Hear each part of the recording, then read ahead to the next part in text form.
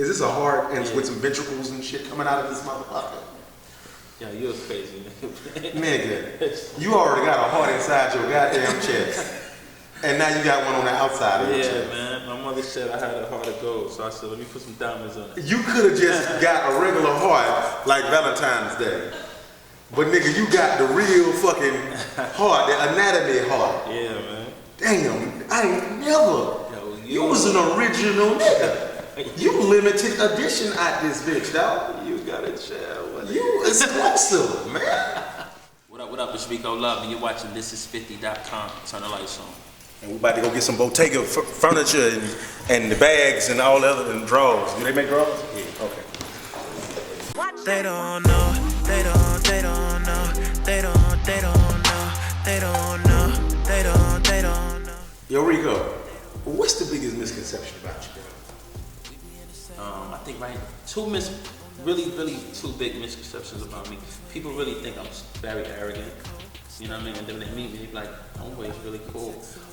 And two, people think I think it's the shades. Yeah. Love and Hip Hop made you look arrogant than a motherfucker too, man. Yeah, did it? Yeah, it kind of I did. thought I was a nice guy on there. And you were nice. You was nice and arrogant on that. I could have really, I felt like I couldn't work with you. No, I could have really said some fucked up shit, and I didn't. Right. It looked like you wanted to say some fucked up shit. Nah, but I didn't. I exercised tact in class, you know what I mean? But nah, I think one is that I'm arrogant and I'm really not. I'm the furthest from it.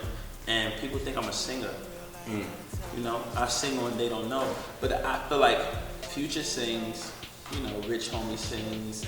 A lot of rappers, they sing in their records. It's just that I can sing for real. So when I sing on a record, it sounds a little bit more, nothing against them, but I think melodious. Their music is really good to me too. I'm a fan of both of those guys. But when I sing, I actually really can sing. So to them, to most people, they interpret it as, oh, he's a new R&B sensation. You know what I mean? That's why it was important for me to release more music and get out here and really give people an idea of who I am. I'm just an artist. I just like to make music.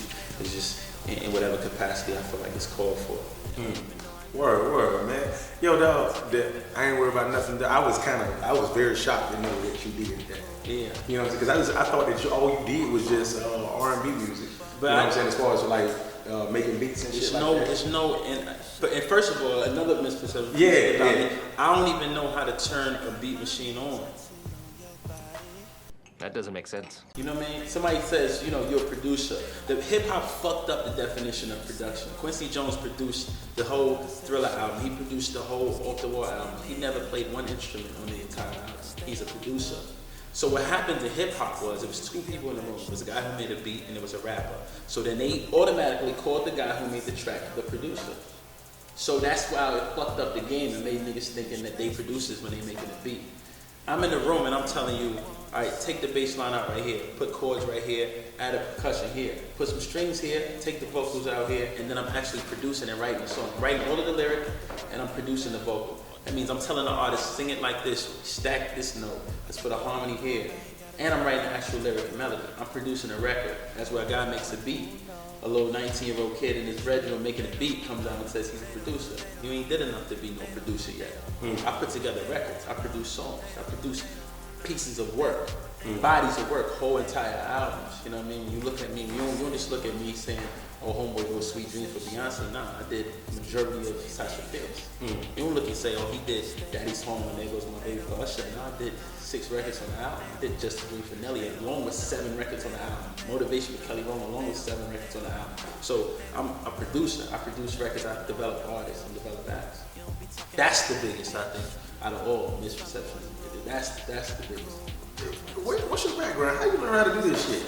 I'm just a fan. First of all, I'm just a fan of music, and I don't believe nobody is bigger than the music. I study it. So I started off as a rapper. I started off signed to Usher as his first rap artist. That's right. You sure did. Yeah. A lot of people like, oh, that's the guy from the Usher tour. You know what I mean? So what happened was when I decided to do a record, people was like, oh, here's a producer who want to do a record now. Yeah. Not remembering. You know, which sometimes maybe that memory isn't good. Maybe they would have put me in the box in a different type of Right.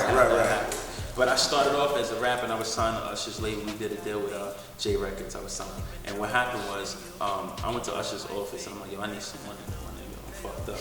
I get a record deal. I'm thinking I'm supposed to get boats and bitches and all type of shit supposed to be falling out the sky. And then this shit didn't happen. So what happened was, Usher was like, I could give you money and then you're just gonna spend it. But I could give you an opportunity to make your own money. So he gave me this track that Just Blaze did, and I wrote this song called Throwback, which is the first song I ever wrote in my life. On the Confessions album. Yeah, it's the first song I ever wrote. It's driving me crazy, because I'm missing my baby. I'm going out of my mind and I'm running out of time. Oh, I just wish I could find you, girl. The album went on to sell 29 million worldwide.